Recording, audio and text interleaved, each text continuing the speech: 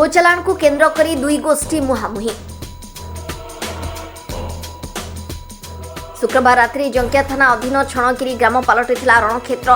एथिरे उभय पक्षरु 3 जण आहत होइतिबा बेले गोचालाण को विरोध करुथिबा गोष्ठीर 20 जनक बाइक को अपर गोष्ठी भंगारुजा करिथिबा बेले अपर गोष्ठीर 10टी दुकान घर को विरोधी गोष्ठी पोड़ी दैछन्ति। भंगारुजा जलापड़ा जोगु उत्तेजनामय परिस्थिति सृष्टि होइछि।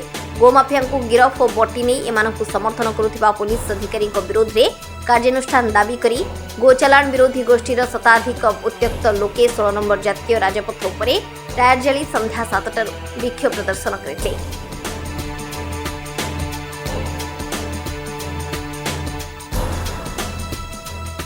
विधायक प्रशांत जगदेव घटनास्थल में पहुंची गोचालाणकारी एवं सेमानकु समर्थन करुथिबा पुलिस अधिकारी विरोध में कार्यानुष्ठान लगी प्रतिश्रुति देबा परे राति 11टारे रास्ता रोक हटिथिला।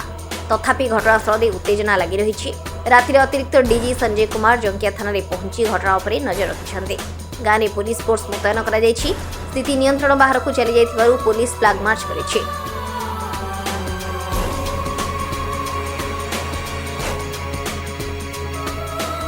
मिलिथिबा सूचना अनुसार आज अपराह्न ओगालपुर अंचल बेआईन भाव एक गाड़ी में गोचालाण होता। यह जानिबा परे स्थानीय अंचल 2 जण युवक पिछा करथिले। एपरिकी गोचालाण गाड़ी को जबत करने को थाना अधिकारी वरिष्ठ अधिकारी को फोन कर जणाइथिले। मात्र सेमाने पिछा करबा जानी गोरु माफिया छणगिरी जंगल में गाड़ी छाड़ी चंपट मारिथिला। यहाँ पर पिछा करुथिबा युवक माने गोरु माफिया को खोजिबा उद्यम करुथिले। उक्त समय छणगिरी गाँव एक निर्दिष्ट गोष्ठीर सदस्य माने सेमानकु आक्रमण करबा सह जनक अपहरण करी गाँ मध्यकु नहीं जाइथिले। ए घटना जानिबा परे स्थानीय अंचल में केतेक युवक थाना अधिकारी पुलिस उच्च अधिकारी को फोन ने सेमानकु उद्धार करने को कहिथिले। किंतु पुलिस घटना को कर्णपात न करिबारु युवक माने अपहरण होइतिबा युवकों को उद्धार करने को बाइक रे छणगिरी गाँव को जाइथिले।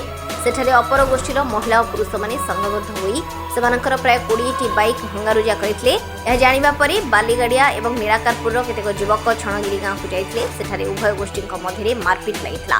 छणगिरी छक पलटिथिला रणक्षेत्र। छणगिरी गाँव निर्दिष्ट गोष्ठीर लोकंकर 10टी दुकान को सेमाने जाली देथिले। खबर पाई खोर्धा विधायकों सह उपजिलापाल दीप्तिरंजन सेठी अतिरिक्त एसपी श्रीनिवास महांती बालुगांव खोर्धा एसडीपीओ जंकिया थाना अधिकारी उत्त्यक्त लोकों को बुझासुझा करथिले।